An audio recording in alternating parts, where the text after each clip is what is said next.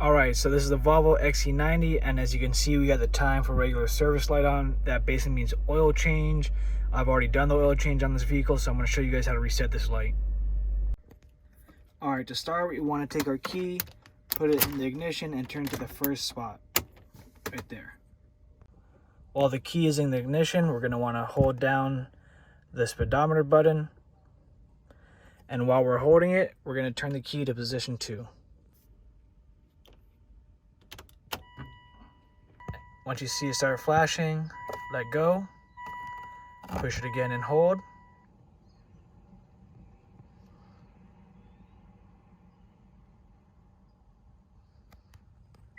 Once you hear that beep, that's how you know it's been reset.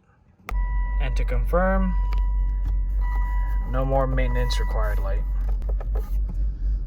Thank you for watching our video. Don't forget to like, comment, subscribe, and also check out our Instagram and TikTok. We post there as well.